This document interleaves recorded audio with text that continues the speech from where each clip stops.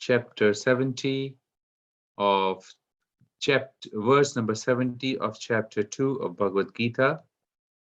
We are coming close to the end of this chapter here. Apuryamanam chala pratishtham samudram apaha pravishyanti yadvat tadvat kama yam pravishyanti sarve sashantim apnoti na kama kami. A person who is not disturbed by the incessant flow of desires that enters like rivers into the ocean, which is ever being filled but is always still, can alone achieve peace, and not the men who strive to satisfy such desires. Purport by Srila Prabhupada.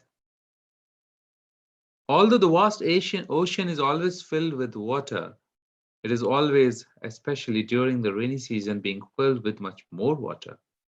But the ocean remains the same, steady. It is not agitated, nor does it cross beyond the limit of its brink. That is also true of a person fixed in Krishna consciousness.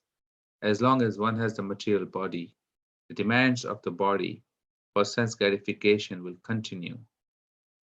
The devotee, however, is not disturbed by such desires because of its fullness. A Krishna conscious man is not in need of anything because Lord fulfills all his material necessities.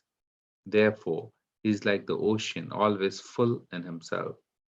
Desires may come to him like the waters of the rivers that flow into the ocean, but he is steady in his activities, and is not even slightly disturbed by desires for sense gratification. That is the proof of a Krishna conscious man, one who has lost all inclination for material sense gratification, although desires are present, because he remains satisfied in the transcendental loving service of the Lord. He can remain steady like the ocean and therefore enjoy full peace. Others, however, who want to fulfill desires even up to the limit of liberation, or to speak of material success, never attain peace. The fruitive workers, the salvationists, and also the yogis who are after mystic powers are all unhappy because of unfulfilled desires. But the person in Krishna consciousness is happy in the service of the Lord, and he has no desires to be fulfilled. In fact, he does not even desire liberation from the so called material bondage. Devotees of Krishna have no material desires, and therefore they are in perfect peace. Apuryamanam achal pratishtham samudramapah pravishyanti yadvat tadvat kamayam pravishyanti sarve sashantim apnoti na kama kami.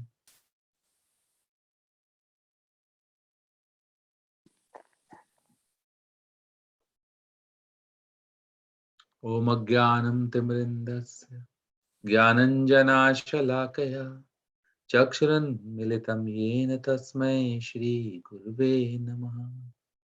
Shri Chaitanya Manobhishtam Stapitam Yena Bhutale Swayam Rupa Kadamayam Dadati Swapadantikam Vandeham Shri Guru Shri Utapadakamalam Shri Gurum Vaishnavamscha Shri Rupam Sagrajatam Sahagana Raghunathanvitam Tam Sajivam Sadvaitam Savadutam Parijana Sahitam Shri Krishna Chaitanya Devam Shri Radha Krishna Padam Sahagana Lalita Shri Vishakhanvitamscha He Krishna Karuna Sindhu Deenabandhu Jagatpate Gopesha Gopika Kanta Radha Kanta Namostate Tapta Kanchana Gaurangi Shri Radhe Vrindavaneshwari Vrishabhanu Sute Devi Pranamami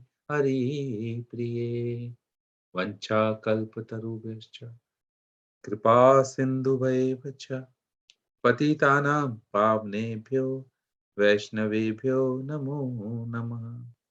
Jai Shri Krishna Chaitanya Prabhu Nityananda, Shri Advaita Gadadhar, Shivasadi, Gaura Bhakta Vrinda.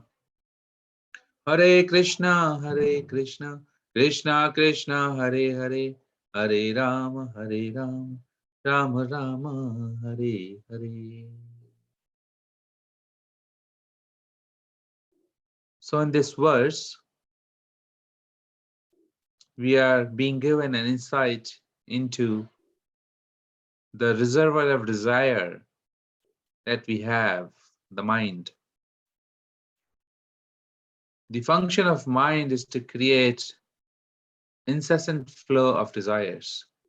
And an analogy has been given, just like the rivers are flowing into the ocean, and while these rivers go and fill the ocean doesn't remain disturbed. It remains undisturbed. And therefore, similarly, a person who has who's who stays steady like an ocean, even if there are incessant desires flowing through the mind, that person is considered to be fixed in determination into Krishna consciousness. So somebody can ask a question about intelligence, and people in this world, in this day and age, speak about intelligence. This person is so intelligent. Why? Because he has done such and such invention, or he's running such and such Fortune 500 company, or he is he has written various literature, poetic literature, or he has created something which is a breakthrough in the technology, or he has earned certain certifications from the universities or very prestigious institutions where he has been seen somebody exceptional. But Krishna is mentioning something else. Just prior to these verses, in verse number 68, Krishna is mentioning, Tasmadyasya Mahabaho Nigrihitani Sarvashah Indriyani Indriyaratebhyas Tasya Prajna Pratishtitaha.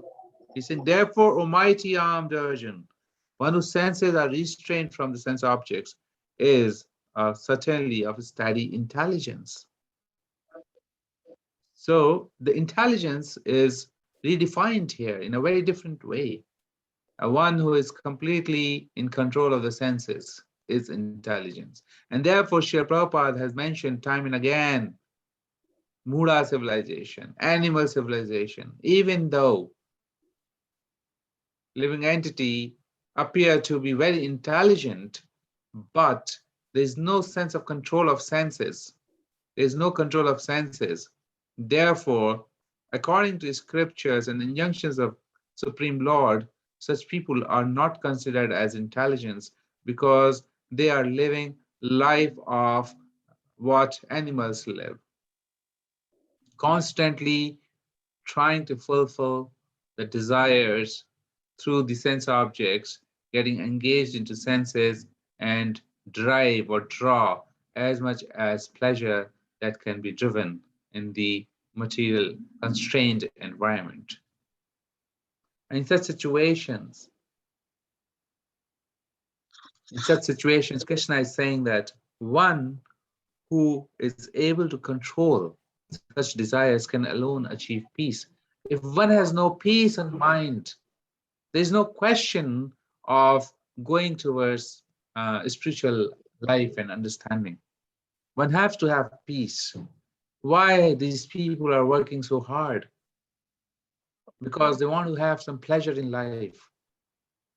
But in that process, if there is no peace in the mind, and the mind is always restless, always anxious, always running after, then that intelligence is no good. So the process recommended is very different and is contrary. It's contrary to the beliefs of the modern world. It has to be reversed actually. Process is saying that restrain, refrain your senses. If your mind is saying go get this, you just do opposite of that. Impersonalist. How will they translate this verse? They'll say that do no action. Do no action. Just stay steady, and if you don't do any action, then you can perhaps save yourself. They don't believe in the personal service to the Lord because they don't believe the form of the Lord. And therefore, they will artificially try to come to a point that they become desireless. But Krishna has annihilated that point far behind, saying that that's not possible. One cannot be ever desireless. You have to have desires. But when these desires come to the extent that you want to now get liberation, either by going to the by merging into the Brahman Jyoti of the Lord, or uh, either by, or you just want to be God yourself. Hence, this is the epitome of the material desire. This is the maximum exploitation one can think of material energy, to enjoy material energy. And therefore, in this particular verse, Prabhupada is saying the devotee, however, is never disturbed because his senses are always engaged in the service of the Lord, because he believes that the Lord of personal form exists, and which is the fact. And in that personal form, he finds all the pleasure in the service of the Lord. And in that pleasure, he does not have to now artificially fulfill his desires because he's already full. And the analogy here is trying to tell us that that devotee is like the ocean. And all his desires are coming to him like a river, but not disturbing him. Taste may exist, but he's fixed in his determination to serve the Lord, and therefore he will never be deviating himself. Never be deviating himself.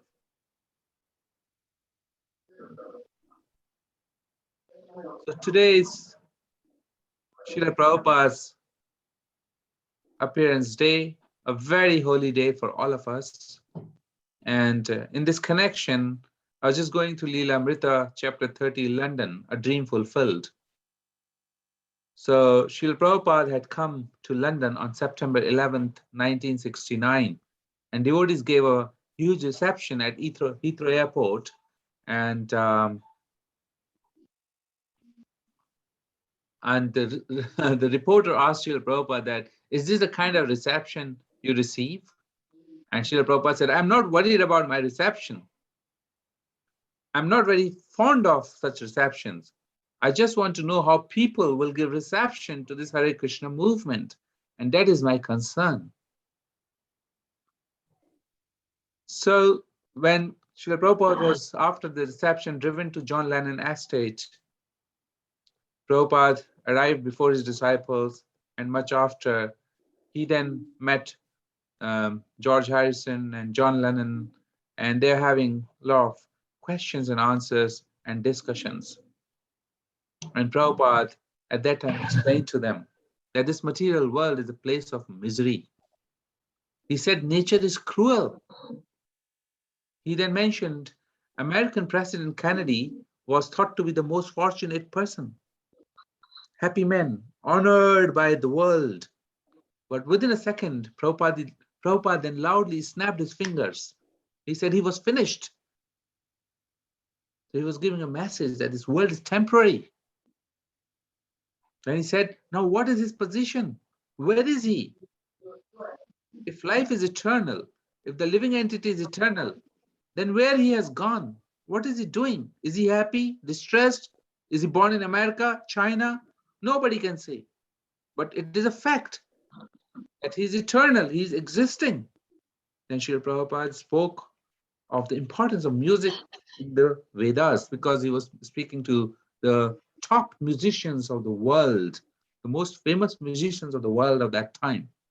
And he gave 3 verses from Samaved, and we are perhaps familiar with some of them.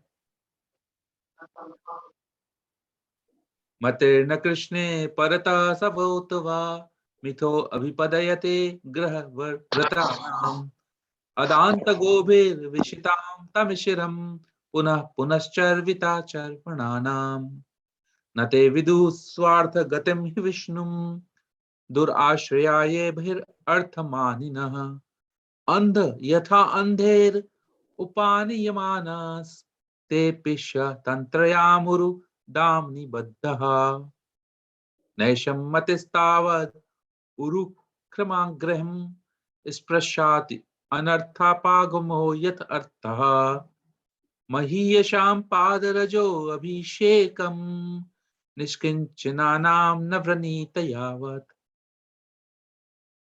So he quoted these three verses to George Harrison and John Lennon. And then the meaning of these verses. Because of their uncontrolled senses, persons too addicted to materialistic life makes progress towards hellish condition. So we have to note this particular statement. Persons too addicted to materialistic life progress towards hellish conditions and repeatedly chew that which has already been chewed. Their inclination towards Krishna consciousness or towards Krishna are never aroused, either by the instruction of others or by their own efforts or by combination of both. You see, Srila Prabhupada is very clearly explaining that if the senses are addicted, if the senses are addicted to materialistic life, there is no question of having any inclination towards Krishna consciousness whatsoever. Even we are told or we try and make our own effort, will not reach to the understanding of Krishna at all. Then he mentioned persons who are strongly entrapped by the consciousness of enjoying material life and who have therefore accepted as a leader or guru a similar blind man attached to external sense objects cannot understand that the goal of life is to return home back to Godhead and be engaged in the service of Lord Vishnu. As blind men guided by another blind man miss the right path and fall into a ditch, materially attached men, led by another materially attached man, are bound by the ropes of fruitive labor. So here Krishna, Prabhupada is giving very beautiful analogy through this Srimad Bhagavatam shloka that the attachment, which is so subtle, that we associate with materialistic people, then we are like bound by the ropes of fruitive labor with each other because that's our desires. And it's the verse further meaning says, which are made of very strong cords, and they continue again and again in materialistic life, suffering the threefold miseries. So he's giving the solution in the last verse, which we just recited. Niskinchana na pranita yavat. He's saying, unless they smear upon their bodies the dust of the lotus feet of a Vaishnava, completely freed from material contamination, persons very much inclined towards materialistic life cannot be attached to the lotus feet of the Lord, who is glorified for his uncommon activities. Only by becoming Krishna conscious and taking shelter at the lotus feet of the Lord, in this way, one can be freed from material contamination. You see? This is how Srila Prabhupada was preaching these famous Beatles. And we know that how George Harrison then gave the Bhaktivedanta manner to the community of England and to the world. So Srila Prabhupada has an intention to open 108 temples. At this time, Prabhupada was 73 when he came to London, and he has opened 21 temples in 3 years. 21 temples in 3 years, on an average 7 temples every year. But it didn't happen like that. Of course, the more temple came in the later part. So he was also mentioning that time about making a governing body for ISKCON, and how the complete Krishna conscious literature distribution should function. This literature should be introduced to the whole world. His dream was to introduce it to home, to school, to colleges for the benefit of everyone. Because in this literature, he said that he would live on. He said how much time he has left in this world, he don't know. But he wanted to go on serving and try to please his Guru Maharaj, life after life, life after life.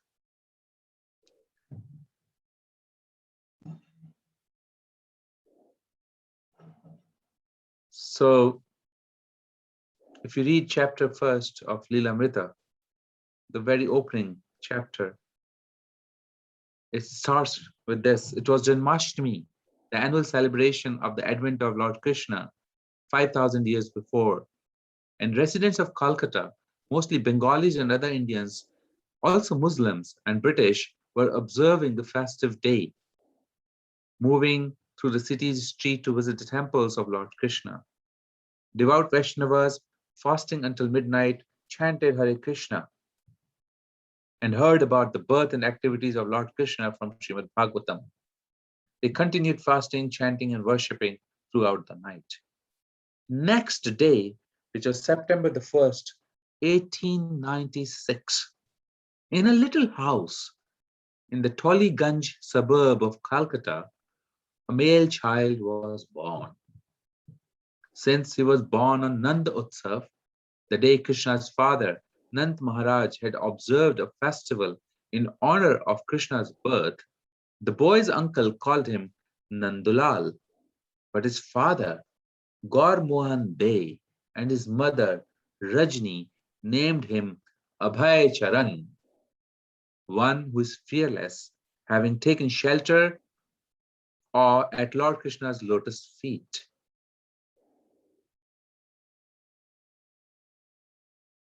In accordance with Bengal tradition, mother had gone to the home for her parents for delivery, and so it was that on the bank of Adi Ganga, a few miles from his father's home, in a small two-room, mud-walled house with a tiled roof underneath a jackfruit tree, Abhay Charan was born.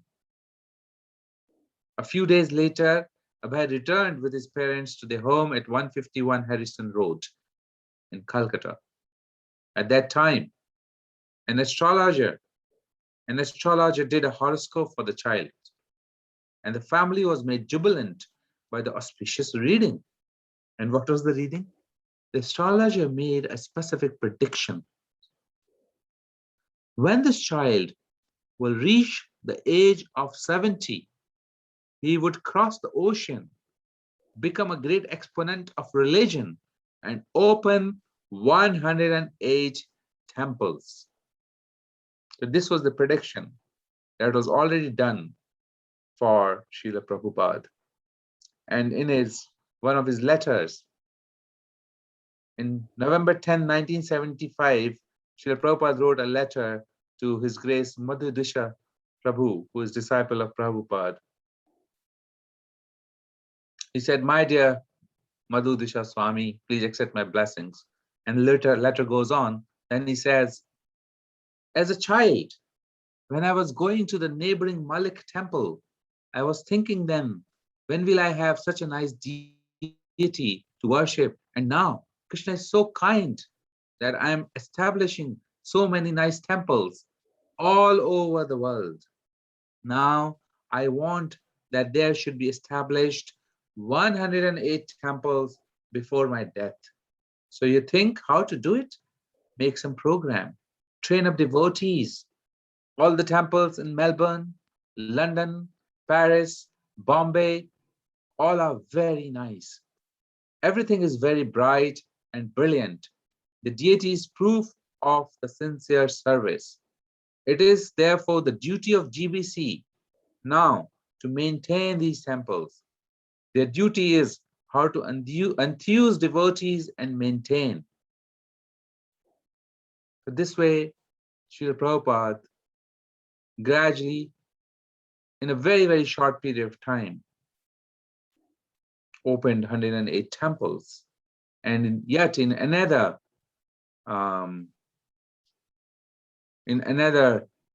lecture, Srila Prabhupada stated, and I would be tempted to read this.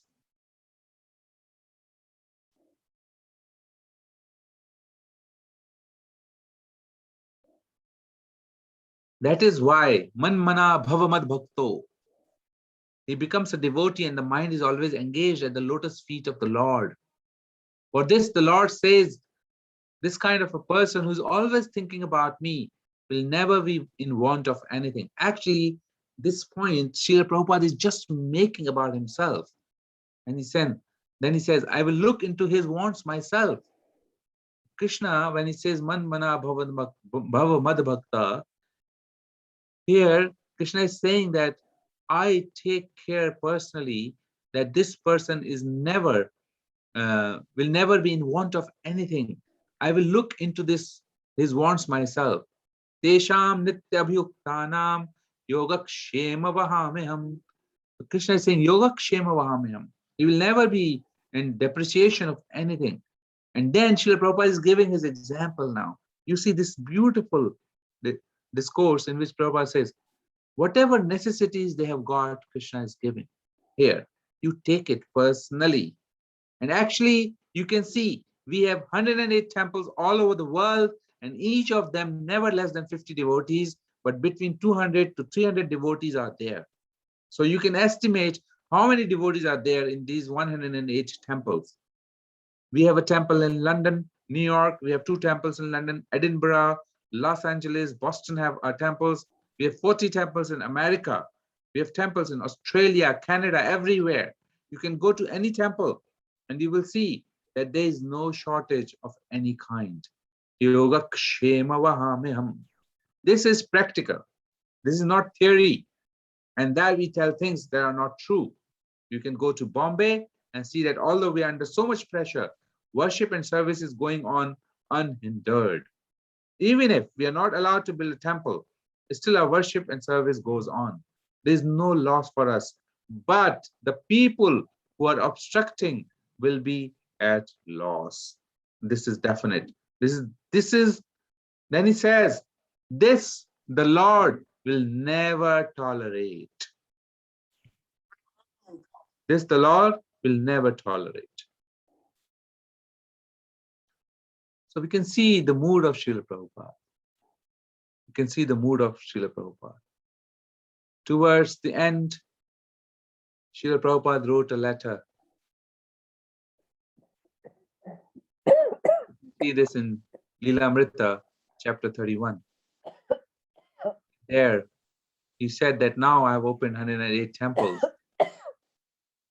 And now I need to set up a GBC, General Body Governing Commission body. And he then appointed 12 of his disciples as GBCs. And then he mentioned that now these GBC will make sure that in all their zones, devotees are engaged and therefore be on the path of spiritual advancement.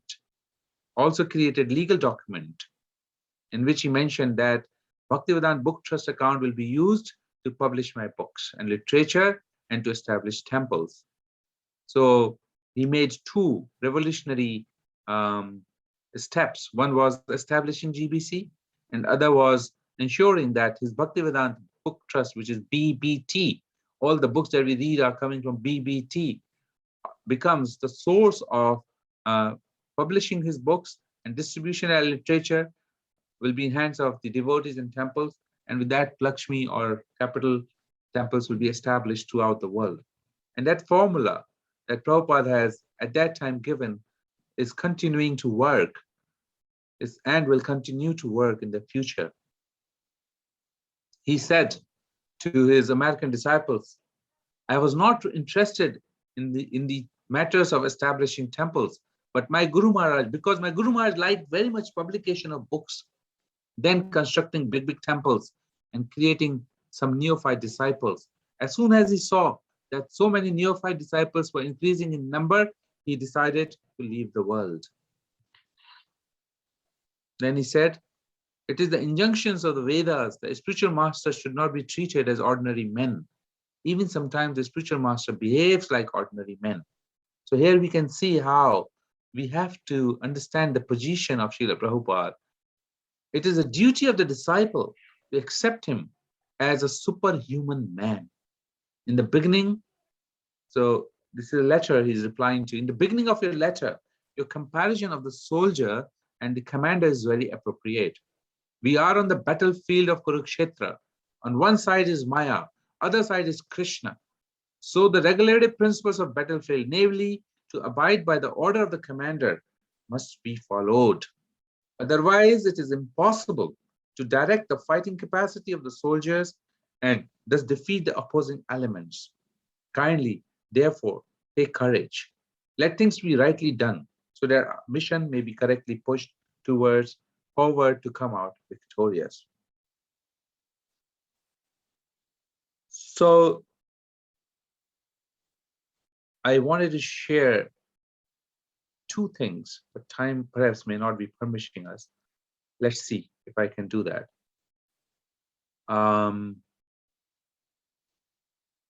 One is a document by GBC, which is about Srila Prabhupada, and it talks about the position of Srila Prabhupada. And there's a beautiful foreword written by His Holiness Bhakti Chaudhary Swami Maharaj. And the other one is the beautiful prayers that is written by His Holiness Jayapataka Swami Maharaj, Yadi Prabhupada na hoite. And that's very, very inspiring.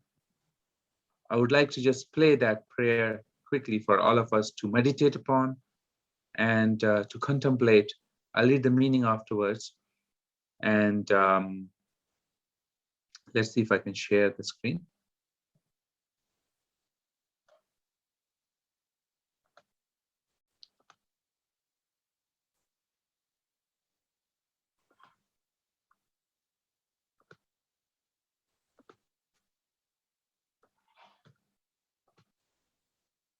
Okay. Sorry, when I share the screen, I should have done share screen with the sound. I'll do it again. Share sound. That's fine. That's here, I think. Yeah. Please sit back and relax. You may not understand the meaning, but beautiful meanings I'll tell you later. But the lyrics itself are very inspiring.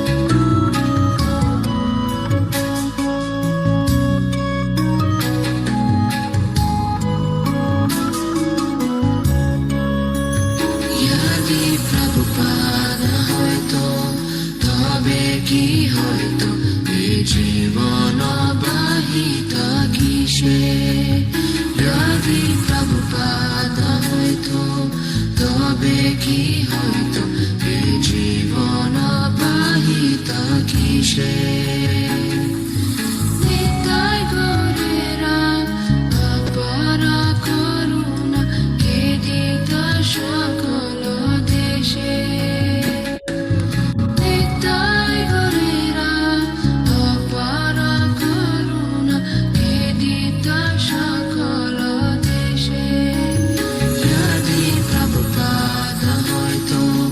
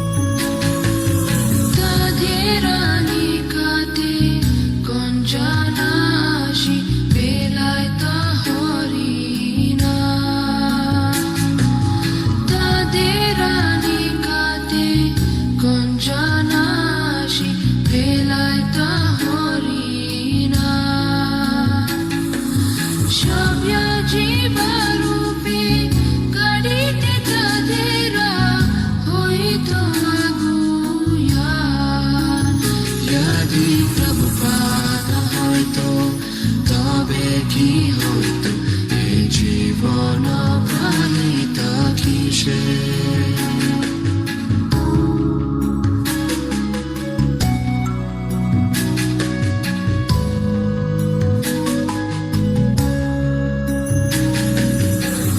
দেশে দেশে হরি বিগ্রহ সেবা আরতি রাত্রি দিনে দেশে দেশে হরি বিগ্রহ সেবা আরতি রাত্রি দিনে রথযাত্রা আদি মহোৎসব শুভ শিখায় তা কোন জানে যদি প্রভুপাদ না হইতো তবে কি হইতো এ জীবন পাহিতা কিসে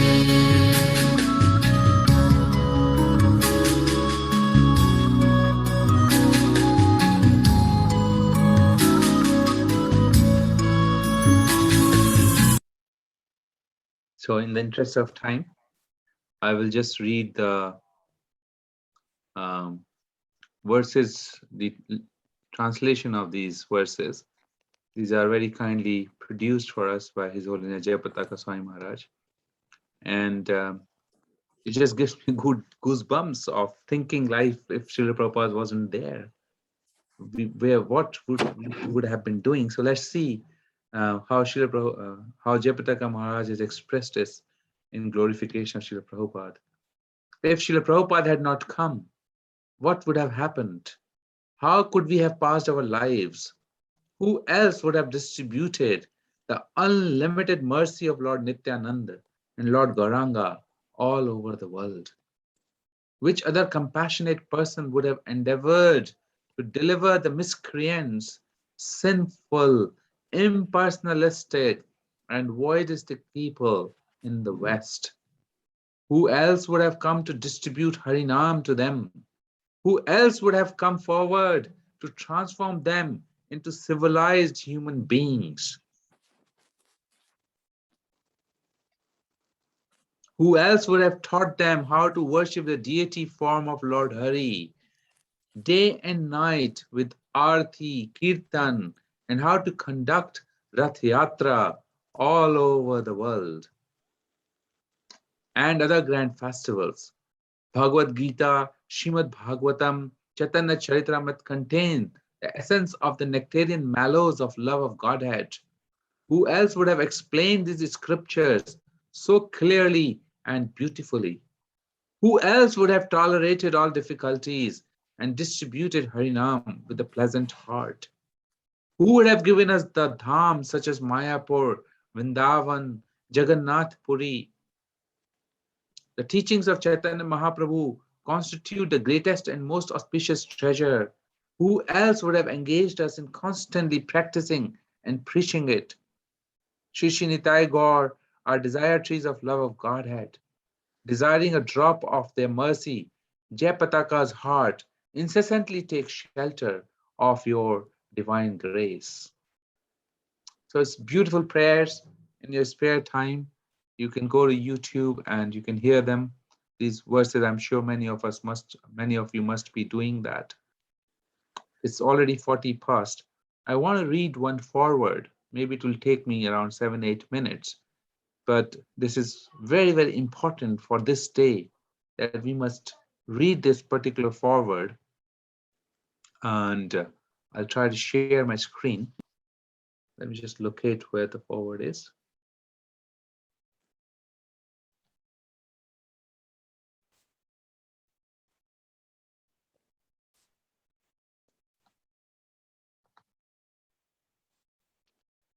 Okay.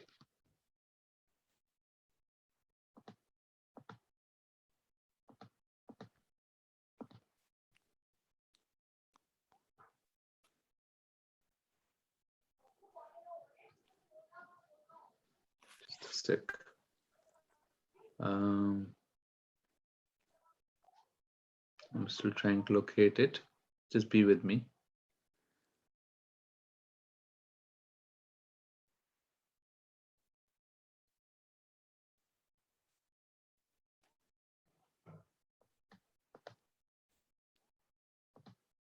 Yeah, I'll just share my screen.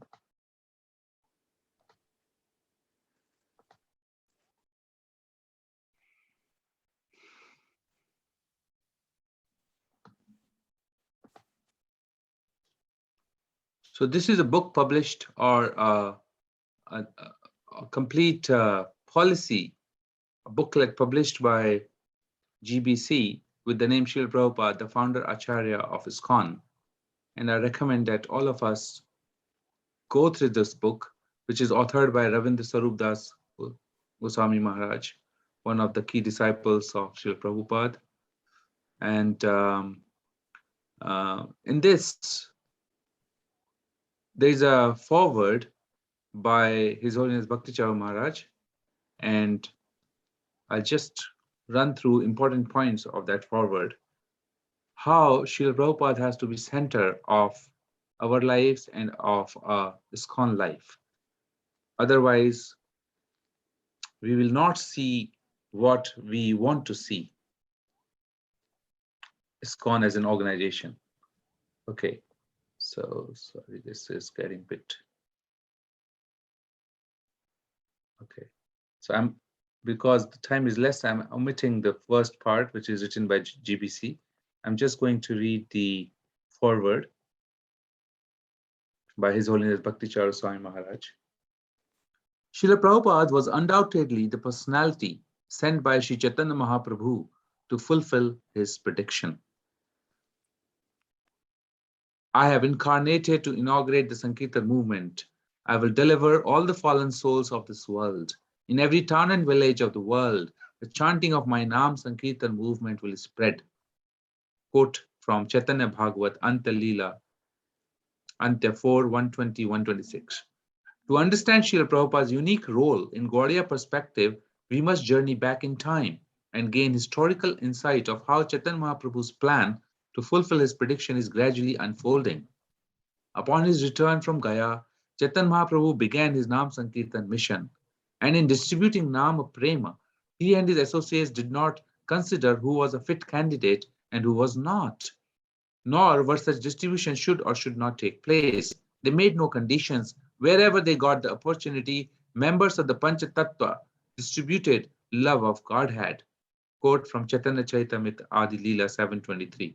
This flood of Nama Prema swelled in all directions and continued to benedict this world under the shelter of empowered preachers like the six Goswamis, Srinivas Acharya, Narottam Das Thakur, and Shyamananda Prabhu. Unfortunately, after the disappearance of Chaitanya Mahaprabhu and these empowered associates of his, a very dark age descended in the world of Gaudiya Vaishnavism.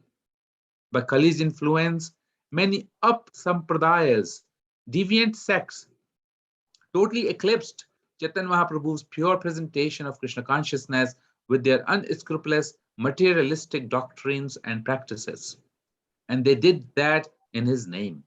Soon, his teachings came to be identified with immorality, dogma, and antisocial elements. As a result, the cultured and educated people of Indian society developed a deep aversion to Chaitanya Mahaprabhu. This dark age continued for almost 250 years. In order to revive his Sankirtan movement and once again illuminate the Gaudiya Vaishnav, Gaudiya sky, Chaitanya Mahaprabhu then sent one of his intimate associates, Bhakti Vinod Thakur, to this world. Possessed of transcendental prowess, Bhakti Vinod Thakur wrote tirelessly to defeat all unauthorized and deviant philosophies opposed to Chaitanya Mahaprabhu's presentation of Krishna consciousness. Through his tireless and dedicated writing, he exposed all adharmic philosophies of that time and once again revealed to the world Chaitanya Mahaprabhu's path of supreme auspiciousness and compassion, his Nam Sankirtan mission. These writings would later form the philosophical foundation for Bhaktisiddhanta Saraswati Thakur's systematic and institutionally based plan to set into motion fulfillment of Chaitanya Mahaprabhu's prediction. Bhaktivinoda Thakur's rediscovery of Chaitanya Mahaprabhu's birthplace and his giving of a blueprint in the form of his Namahatta to realize Chaitanya Mahaprabhu's desire that Nam Sankirtan be propagated all over the world were a very clear and remarkable indication of absolute conviction in Mahaprabhu's words. However, he knew that this massive task of spreading Krishna consciousness all over the world would need the collective involvement of thousands of people for many generations. It could not and would not be just one man's work. A transcendental institution was an absolute necessity. His fervent prayers to Lord Jagannath were answered, and Bhaktisiddhanta Saraswati Thakur appeared in the world as his son to give practical shape to the blueprint in the form of Gaudiya mission. Within 15 short years, Bhaktisiddhanta Saraswati spread Chaitanya Mahaprabhu's Sankirtan movement all over India and attracted many luminaries of that time to assist him in his mission.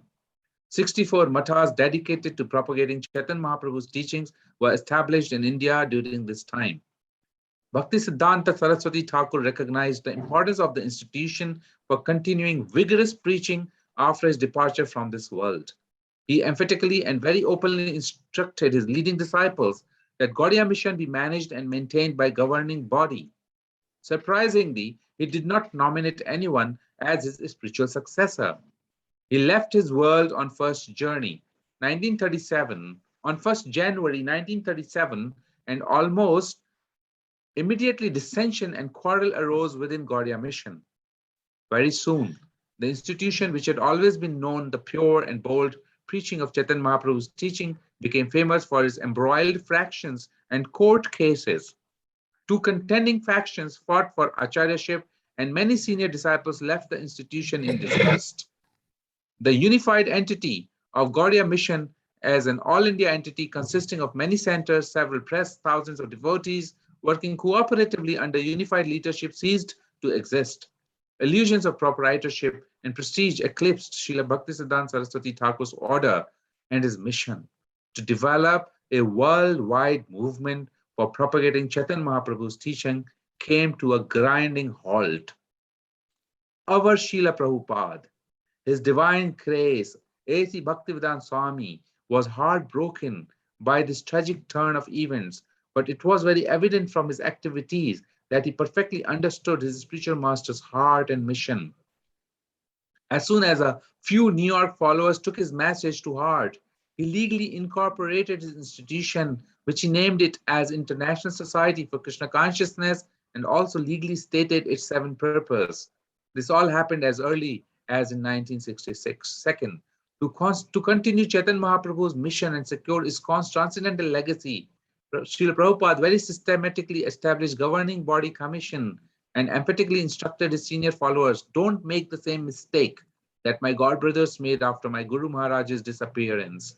Manage the society collectively through GBC.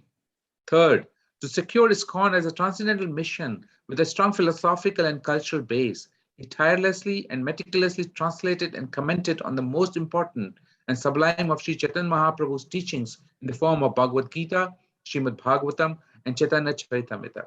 And he emphatically said that his books are the basis of his Krishna consciousness movement and the institution of ISKCON.